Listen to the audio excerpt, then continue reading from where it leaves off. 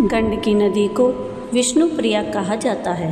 ऐसा माना जाता है कि जो भी पत्थर इस नदी में आता है वह शालिग्राम अर्थात भगवान विष्णु का रूप ले लेता है।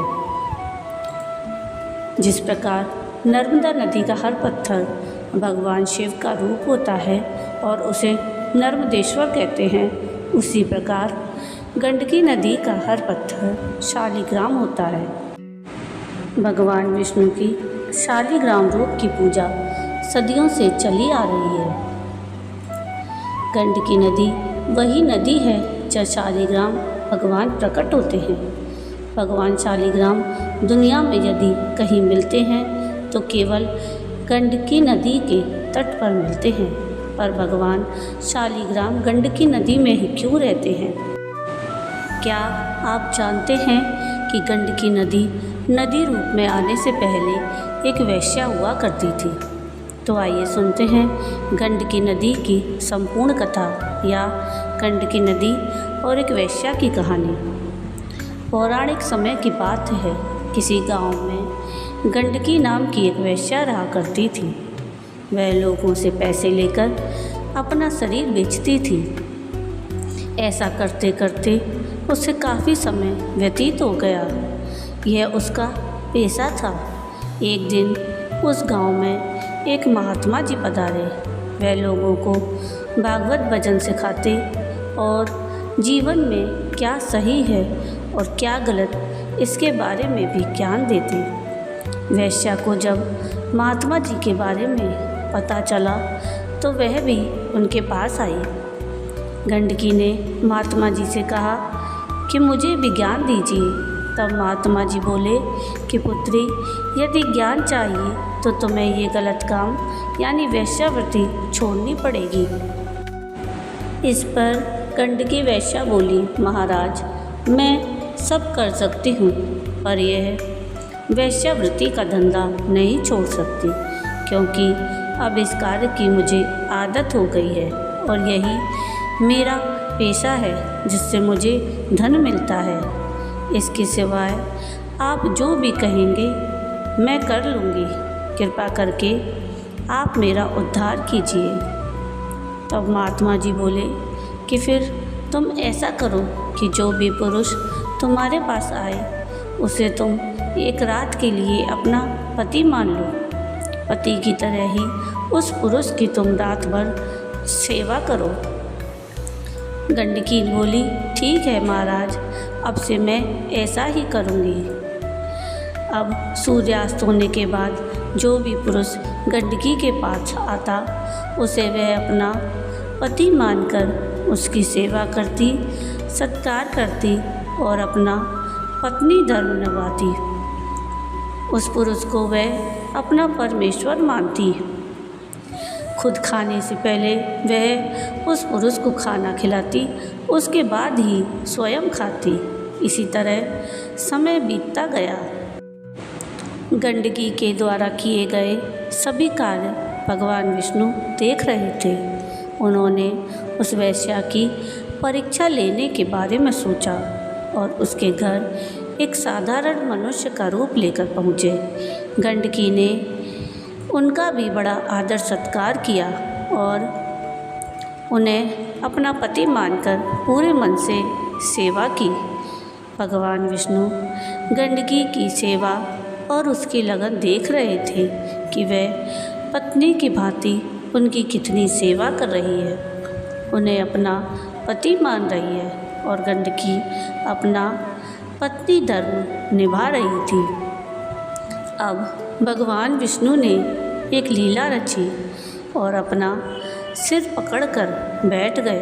भगवान विष्णु बोले, पता नहीं मेरे सर में दर्द बहुत तेज हो रहा है, बड़ी भयंकर पीड़ा हो रही है। इस पर गंडकी बोली, मैं अभी वैद्य जी को बुलाकर लाती हूँ।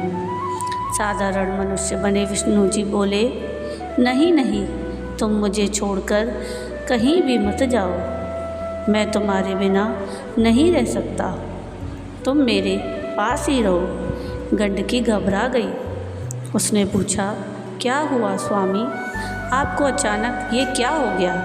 आपकी तबीयत तो ठीक है, इतनी देर में भगवान ने लीला करते हुए मरने का नाटक किया। अब गंडकी रोने लगी। उसने सोचा कि ये तो मेरे पति थे, ये इस दुनिया को छोड़ चुके हैं, इनके प्राण निकल चुके हैं, तो मुझे भी इनके साथ सती होना है। गांव वालों को जब खबर मिली कि वेश्या के घर में कोई पुरुष मर गया है तो गांव वालों ने अर्थी तैयार की और भगवान को ले जाने लगे। अब गंडकी ने भी 16 श्रृंगार किया और पति की अर्थी के पीछे पीछे चल पड़ी। लोगों ने पूछा, अरे गंडकी, तू हमारे साथ कहाँ जा रही है? चल वापस जा।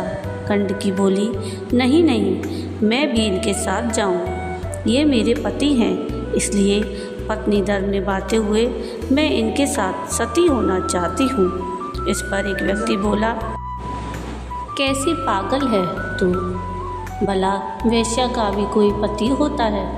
अरे पागलों जैसी बात मत कर। गांव वाले बातें बनाते हुए अर्थी को चिता पर रख देते हैं। गंडकी अपने पति के साथ ही चिता पर बैठ गई। गंडकी ने मन ही मन भगवान विष्णु से प्रार्थना की कि हे प्रभु, मैंने महात्मा जी के वचनों पर विश्वास किया है। तब से लेकर आज तक यदि मैंने अपने पति के अलावा किसी भी पुरुष को ना देखा हो तो इसमें स्वयं आग लग जाए।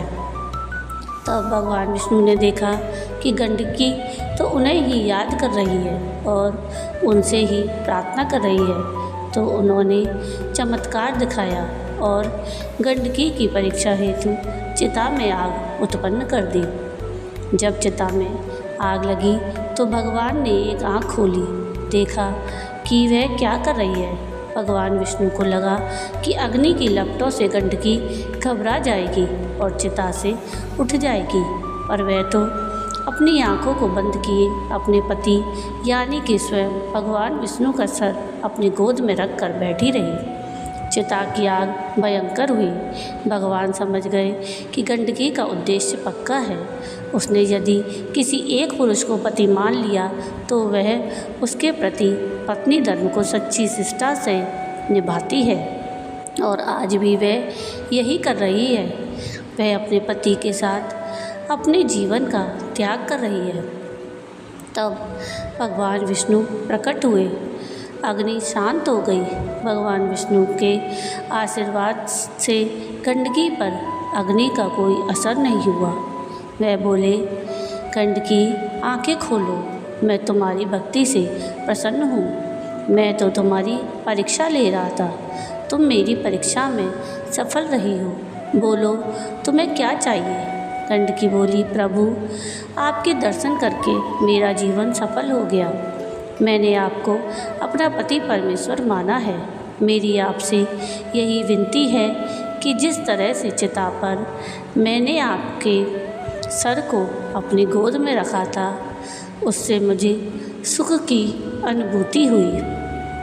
अतः मैं चाहती हूँ कि आप सदा ही मेरी गोद में रहें और मेरा उद्धार करें। भगवान विष्णु बोले, गंडकी जैसा तुम चाहती हो वैसा ही होगा। अब तुम गंडकी नदी में परिवर्तित हो जाओ और तुम्हारे जल में मैं शालिग्राम पत्थर के रूप में सदैव निवास करूँगा। भगवान विष्णु के आशीर्वाद से गंडकी का शरीर पानी बन गया और नदी की भांति बहने लगा और वह नदी गंडकी नदी बन गई। भगवान विष्णु ने गंडकी को आशीर्वाद दिया कि वह सदा के लिए अपने शालिग्राम रूप में उसकी गोद में रहेंगे। भगवान विष्णु ने अपने आशीर्वाद से गंडकी का उद्धार किया। तो ये थी कथा भगवान विष्णु और शालिग्राम रूप की और एक वेश्या की, कि कैसे एक वेश्या गंडकी नदी के रूप में परिवर्तित हुई। आपको ये कथा कैसी लगी मुझे कमेंट करके ज़रूर बताइएगा, और अगर आपको ये कथा पसंद आई हो तो प्लीज़ इसको लाइक शेयर ज़रूर कीजिएगा और प्लीज़ मेरे चैनल को सब्सक्राइब कीजिएगा और नीचे कमेंट में राधे राधे ज़रूर लिखिएगा। वीडियो पूरा देखने के लिए थैंक यू। राधे राधे।